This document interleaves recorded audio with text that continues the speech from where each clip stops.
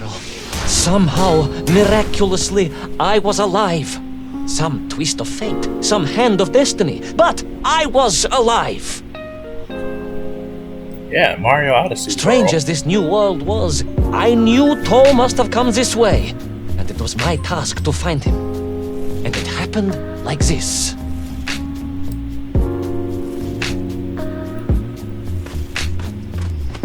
The sun beat down on me relentlessly. The heat was unbearable. I was exhausted. Yet I could not stop. I had to go on. For 7 weeks I trudged across the desert.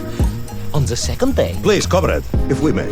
I think we can skip the details, unless you consider them to be particularly relevant to the location of Little Orpheus. Of course, General. We will simply omit the tale of the singing chasm, the oasis of mirrors, the sightings of Toll's Mieng fell off on the pterodactyls carrying parts of my crashed rocket drill over the horizon to Lemuria. Wait, the what? Singing chasm? Not that bit. The rocket drill. Oh yes, General, the rocket drill. But what did Toll want with it? And why Lemuria? Lemuria? Lemuria, General. I am not familiar with this Lemuria, comrade. Well, that is because it does not exist, General. Or at least, so I thought. Finally done gave up after like the 18th week.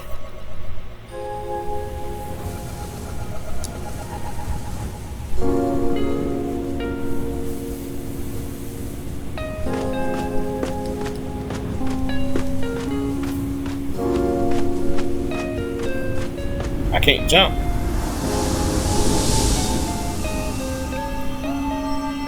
What is that? What is that? It's a switch.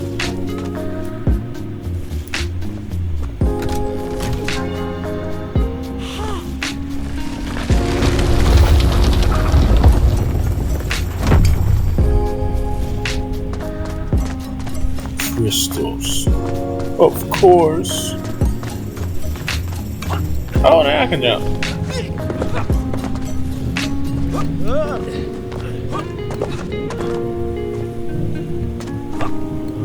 It's making me think of Crash Bandicoot. Those strange crystals seem to exert an extraordinary hold over the stone blocks and arches. When they hummed, the whole city remade itself. Whereas they were missing, clearly looted. Wow, look at villainous that. thief, the city was fallen to ruin. Oh. It was like a vast musical instrument, vandalized, and yet still attempting to toot.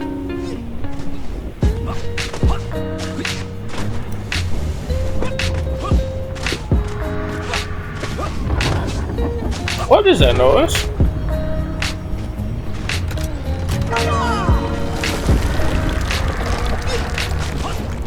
How poetic. I am sure our engineers would be fascinated and baffled in equal measure. If the whole department hadn't been arrested for sedition last week, I would happily convey it to their skeptical ears. Sedition, General? Oh, what happened? How poetic. I am sure our engineers would be fascinated and baffled in equal measure.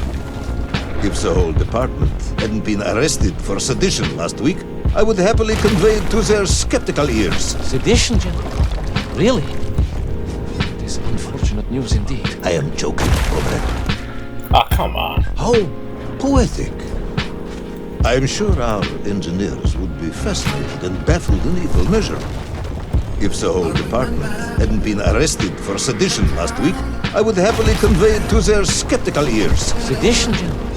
Really? It is unfortunate news indeed. I am joking, comrade.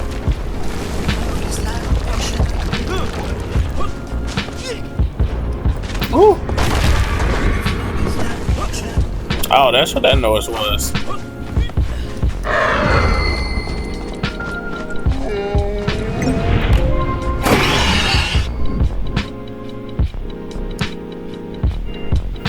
Prince of Persia. I gotta play that game on the channel. I gotta start that whole series on the channel.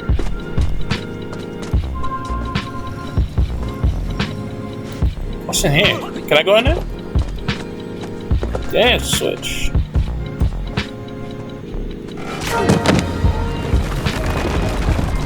Ah.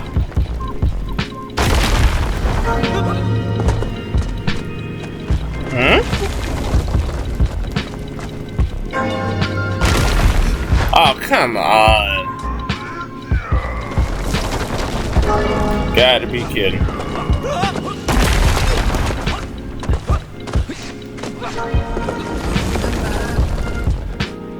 Oh yes, the Menk for here, all right.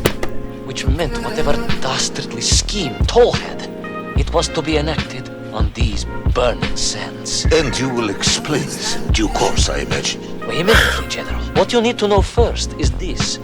I have told you already how parts of the devices the enslaved Menk were forced to wear came from the surface. Radio parts and so on, yes, from what you have told me.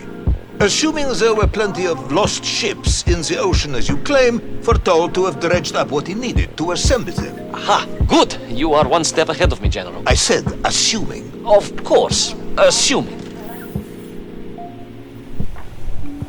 Now, as I gazed in awe at the buildings rising and falling around me, I realized that the other major component of those mind-controlling helmets was crystal. Toll had raided Lemuria for it. He knew the city. He knew the crystals could amplify vibrations and waves, and was using them. Hey, shh. To boost the signal of the radio parts to exert his control over the Menk. Which meant...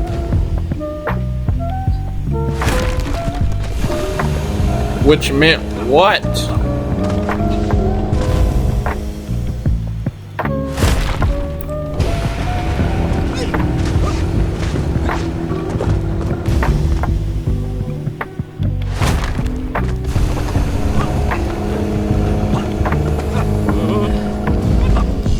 Imagine, General, what such amplification could achieve when fused to the finest atomic science our great Soviet civilization has produced. Wait, I do not understand. You said Toll was planning on using the bomb to shatter the Earth's crust to return to the surface. A tragic mistake, General. He hadn't recognized the extent of his mad ambitions.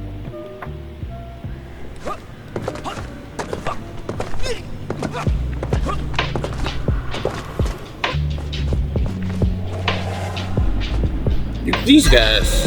What? What? I was just finna say that these guys are annoying. They get on my nerves.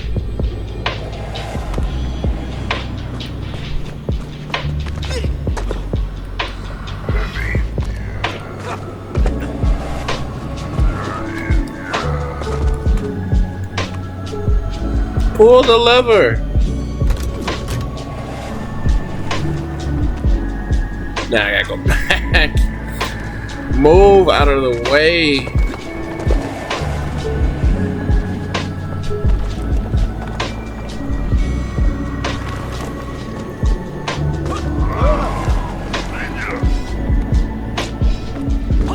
If he start looking up, I'm gonna be, oh no.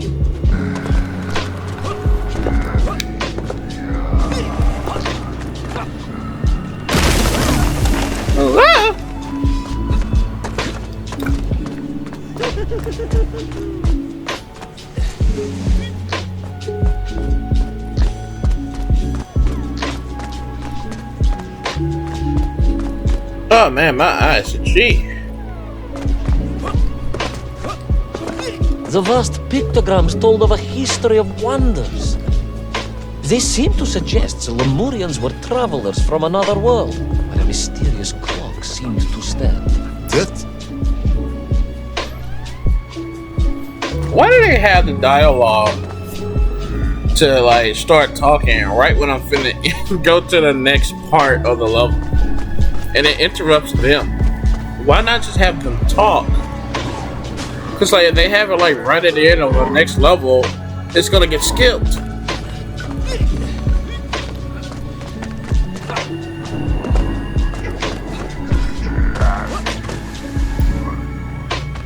Man, my eyes bother me today.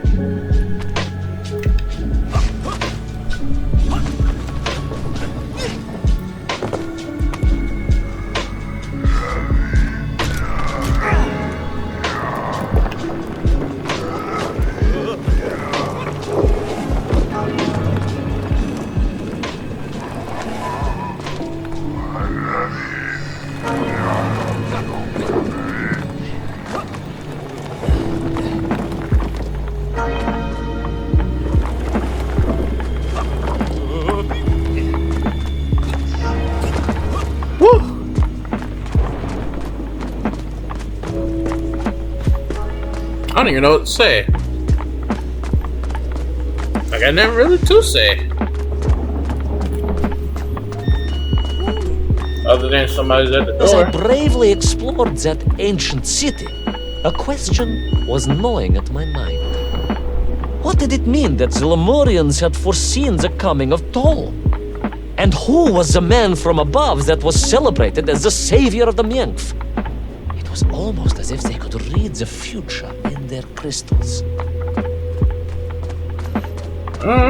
But I gotta go get the front door. I'll be right back.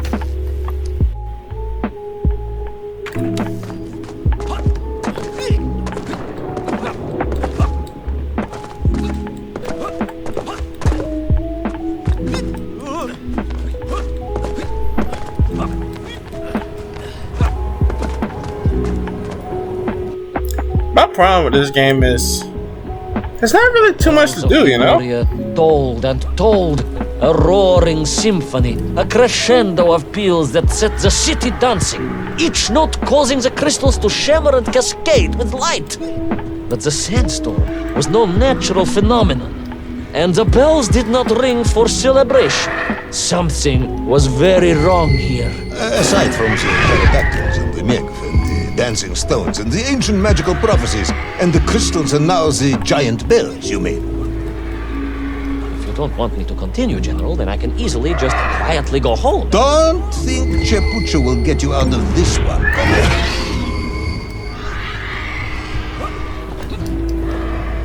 I mean, this is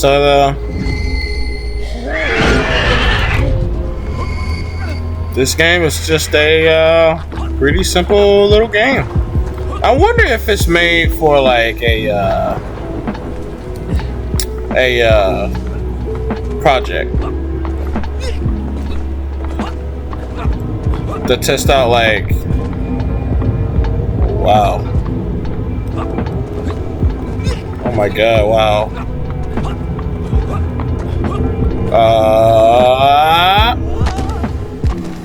Okay.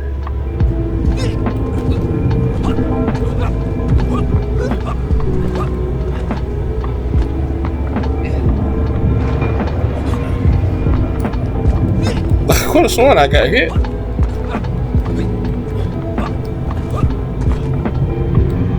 Get on the sand.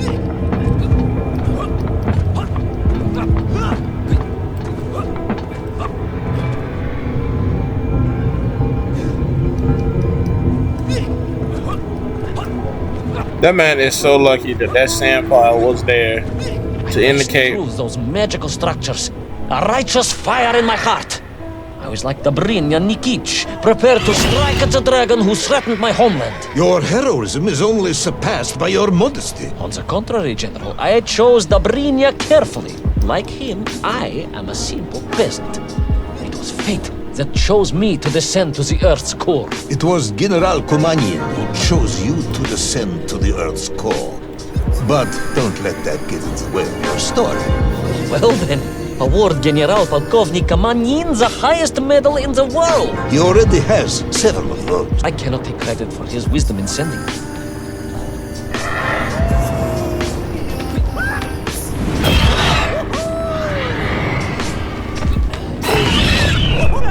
I really want to climb up. I mean, he's hanging from the very bottom of it up. Well, it's that.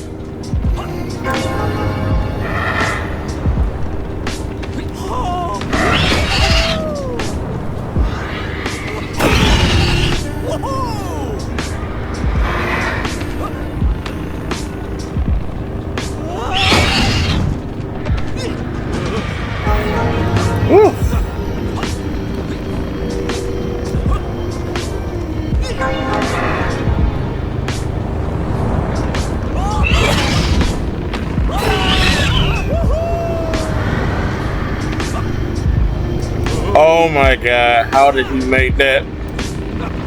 What in the world?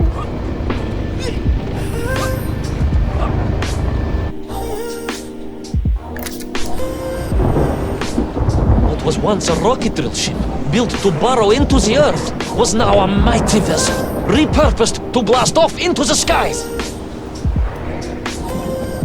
We're gonna get on the rocket. It's gonna take off into the sky.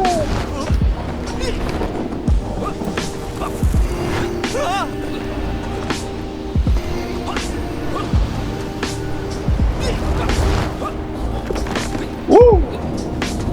Oh, up we go.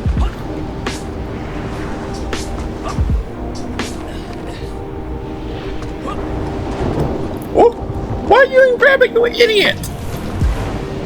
He'll fall down without even trying. There was no doubt the toll was headed for the strange world with its clock, although to what end I was yet to understand. But there was no time to consider, no time for questions. What?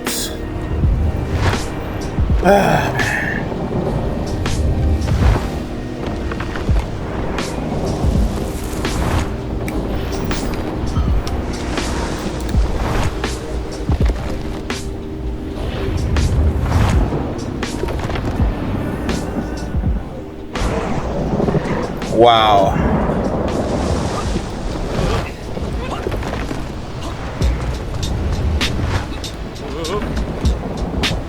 I am gonna break this game.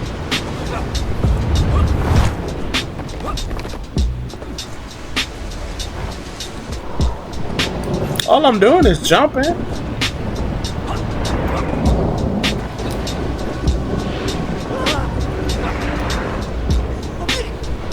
Paul was on the rocket. Little Orpheus was on the rocket.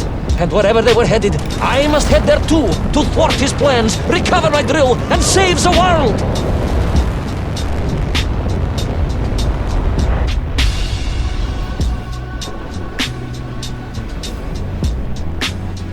Space.